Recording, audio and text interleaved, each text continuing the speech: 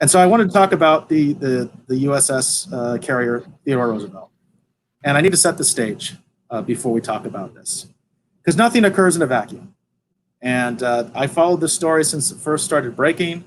My primary news source has been the Navy Times. The Navy Times does have an interesting angle and a slant, and they do have an angle on a slant. So I want to quickly share this article to set the stage a little bit. Okay, this is a military.com article. And you may remember this. Trump ordered Secretary of Defense to let SEAL keep his Trident pin. Do you remember this story, Peter? About absolutely. This SEAL that was accused of murder. He was acquitted. And the Navy still wanted to do some disciplinary action. And that ended up not happening because President Trump intervened personally. And he went ahead and said that this Navy SEAL could keep his Trident pin. And as a result of the controversy, the sitting Secretary of the Navy actually ended up resigning. He was fired. And so the current Secretary of the Navy is the acting secretary. Okay, I think that's important. We have to have contact with this story because of the way that it's being portrayed. I think it's very important to know that and understand that there is a little bit of a war in the Department of the Navy right now, and it is because of this. And it's very much. Go ahead. So he's the acting secretary because he was appointed by Trump, but he hasn't been approved by the Senate. Is that correct? Correct. And this is in the wake of that Trident pin controversy. Okay. So right now we have an acting secretary of the Navy.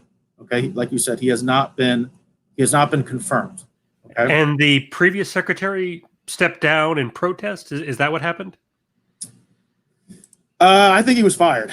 I think they kind of tried to spin it, but I think he was basically fired. He was asked. Okay. He was asked to leave. Asked to resign, because that's usually the way it works. They ask for their resignation, so they might be able to save a little face. Right. So anyway, that we can't talk about this story without mentioning that, because again, there's an angle to this story. This is the latest. This is the latest headline from 1 hour ago from Navy Times. This is where we are with this story right now. It says no Pentagon response yet, following Secretary of the Navy's harsh criticism of the Theodore Roosevelt's commanding officer. So let's read the story here. It says, as the call rings out from the fleet to Capitol Hill for an investigation into or the firing of acting Navy Secretary Thomas Maudley over his dismissal of the aircraft carrier Theodore Roosevelt skipper on Thursday, senior Defense Department officials are taking a beat to discuss the situation. In a speech, Maudley, that's the acting Secretary of the Navy, gave over aircraft carrier. In the speech that Maudley gave over the aircraft carrier's intercom system Monday morning, the Navy's top civilian accused Captain Brett Crozier, and I apologize if I'm not pronouncing his name correctly, of either being, quote, too naive or too stupid to think that his March 30th email to Navy senior leadership would not be leaked. Maudley then went on to tell sailors that the media is not a resource for them and that they were not required to love their ship's captain. Quote, we have not had an opportunity to talk about the Navy Secretary's remarks that were reported this morning, said senior Pentagon spokesman Jonathan Hoffman, which they told reporters on Monday, when asked about whether Secretary of Defense Mark Esper still had confidence in Maudley. Esper is the Secretary of Defense. He's Maudley's boss. Maudley heads the Department of the Navy. Mark Esper heads the Department of Defense. Maudley's speech came after Roosevelt sailors sent Crozier off amid applause, cheering, and chanting on Friday. In the recording, an exasperated sailor can be heard shouting an expletive after Maudley's comments about Crozier's character. And I can tell you one other thing, because he did that, he put it in the public's forum. It is now a big controversy in Washington, D.C., Maudley said, referencing Crozier's inclusion of personal outside his chain of command on an unsecured email. If he didn't think, in my opinion, that this information wasn't going to get out to the public, in this day and information age that we live in, then he was either A, too naive, or too stupid to be the commanding officer of a ship like this. The alternative is that he did this on purpose. Now, this is the crux of the story where we're at right now, okay? So on the one hand, for people that don't know, the commanding officer of the USS Theodore Roosevelt had a corona outbreak happen on his carrier while it was deployed. He basically decided that the best course of action was to remove, basically for the aircraft carrier to stop its mission and remove as many people from the ship as possible and maintain it with a skeleton crew to basically look after the nuclear reactor. He wanted to get 90% of the crew off of the ship. That was what the commanding officer wanted, the captain of the boat, okay? And that seems perfectly reasonable, does it not? Yes, and I can give you my personal take in the fact that I did serve on the USS Kearsarge briefly. The USS Kearsarge is an amphibious assault ship. The best way to describe it is it's a small aircraft carrier because it has a deck, so the layout and everything else is similar. There's a big deck on the top of it. There's a huge bay, within the bowels of the ship where you basically have a hangar. It's huge, and the Kearsarge is not as large as the USS Theodore Roosevelt, which is a nuclear aircraft carrier, a full-blown aircraft carrier. I mean, that's a floating city. The Kearsarge isn't quite on that scale, but it's basically a smaller version. Right. And the Kearsarge actually can be even more crowded than an aircraft carrier because the Kearsarge can carry up to 4,000 Marines on it. And the Marine quarters are actually even more cramped than the sailors' quarters. Now that has Harriers on it, right? It can, yes. They can be equipped, okay. Like the Kearsarge could be equipped with vertical takeoff aircraft. Usually they have a lot of helicopters and things like that. But yes, it can be equipped with vertical takeoff aircraft as well. Okay, now, I think I know somebody on the Kearsarge right now. Awesome.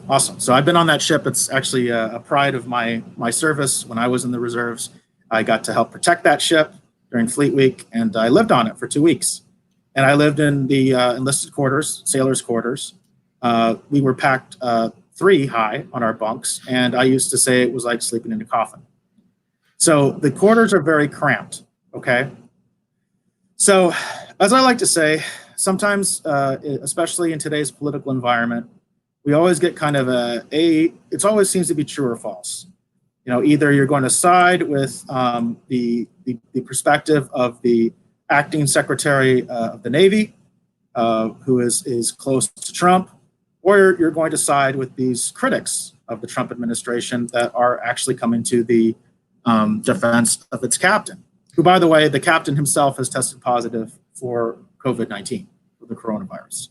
So he was actually infected as well. The last I heard, by the way, nobody's actually really sick. They all have like minor symptoms. No one's had to be hospitalized. They're basically being housed in hotels in Guam because the ship ended up going to Guam. That's what ended up happening. Now, here's my take, and I'm going a little long on this particular segment because I wanted to give some context. I think we might see a little bit of everybody being wrong, a little bit of with the commander, he did the right thing, and he did it in the wrong way. And now the Secretary of the Navy is getting a little petty, and I think he's kind of being overly emotional. The comments of naive or stupid, that may be what he's thinking. Probably not a good thing to say to the crew right after all these things have happened. The thing you have to remember is that operational security is important in the military. I believe in transparency. I think transparency is very important. But I don't recall ever seeing an article, and if Pete, you've seen one, or if one of our viewers has seen one, I'd be happy to hear about it and see it. I never remember seeing a single article about how coronavirus was affecting the Chinese military and what their numbers of infection were. And of course, we also know that the numbers of infection from China are bullcrap, okay? That they are not accurate. Right. So I've never seen an article like that. I haven't seen one about the Italian military. I haven't seen one about the Spanish military and their number of COVID cases. So I do think that the commander leaked this information, not specifically, but he knew what he was doing. He knew the message would be leaked, and he wanted the media to grab onto this. And I believe, quite frankly, he panicked a little bit. So I think his heart was in the right place. As you mentioned, I think it's perfectly reasonable what his plan was and what he wanted to do. But the way he did it is the problem. And now the acting Secretary of Defense is making the situation worse by trying to put salt into the wounds and basically tell this crew who thinks of their captain as a hero, telling the crew that this guy's an idiot. This guy's either too naive or stupid to understand the situation. So he kind of go ahead, Pete. To read that out over the intercom, there's no reason to do that except to embarrass the guy. Right. And it's an emotional reaction, which is what I think happened with the commander. I think the captain had an emotional reaction because this is a unique situation. COVID-19 is a novel virus. People still, the information is, still out. The data is not that great. And so this captain is on limited information. And I think he was thinking he's going to be the captain of a death ship. You know what I mean? Which doesn't seem to be the case. In fact, there is new CDC information that says that as many as 50% of people infected never get sick. They show only mild or no symptoms. That's coming from the CDC right now. Now, the captain of this aircraft carrier may not know that because that's something that I think came out yesterday. And therefore, I think he was thinking, I'm going to have a bunch of dead people on my ship. And it's very, very hard to quarantine people on a ship like that, because the problem is contact tracing is almost impossible because, once you start walking around the ship, you're just going to be infecting everybody. So it's very hard to go backwards and find out, where this person was and all that stuff. You know what I mean? It's very hard to do that. Mm-hmm. So I understand what the captain did. I understand why he did it. At the same time, it wasn't proper the way he did it, and whether he should have actually been fired is absolutely an excellent debate to have. The Chief of Naval Operations, the top uniformed person in the Navy, was advocating for an investigation. Mm-hmm. And what happened was the Secretary of the Navy, acting Secretary of the Navy, overrode him and fired him. So we have to, consider that we don't have to go A or B right now. There's a C, there's even a D. And I think that there was some bad judgment calls made all around. And they continue to be made all around because people are being emotional. And that's what Corona is doing to people. It's making them lose their head and not do basic crisis management. And you're seeing it in our military. But my point is, we shouldn't be seeing this. And the media has to be cognizant of this, that this is not something that will go unnoticed by our adversaries. This is not something that will go unnoticed by the Chinese military. This is not something that will go unnoticed by Iran. This was not something that will go unnoticed by Russia or North Korea. I know about it. Believe me, they know about it. So you have, when you're in the military, you kind of have to, it's mission first. I mean, that's what I was always taught. It's mission first. So just to get some clarity on this, what you're saying is, and let me know if I understand you correctly, that the problem here is a lack of discipline, that he was trying to put pressure on his superiors by leaking this information, therefore embarrassing him. And that represents a breakdown of discipline, and that's just not acceptable in the military world. And that's the crime, not the fact that he was telling the truth. He should have done it through the proper channels without calling out his bosses, essentially in public. Yeah, your conclusion is exactly correct. But I want to make the point that I'm talking about operational security and the fact that you do not want to play your hand to other people that are listening out there. Because if I know about it, our adversaries know about it. And this is not something you want to advertise to the international community, that one of our best warships is basically contaminated with COVID-19. We shouldn't be advertising this. We should not be advertising this. And I worry about, I've heard rumors of some bases that are having some infection issues and things like that. And this is not the kind of information we should be disseminating. It really is not the kind of information that should be disseminated right now. So in addition to the discipline thing, it lets our enemies know that there's potentially a weakness in our defenses because this ship is out of commission or that base, everybody's infected, so we're not at 100% readiness. Correct. Correct. That's my point, Pete. That's what I'm concerned about. Yeah, see, that's the point that I wasn't hearing in the media.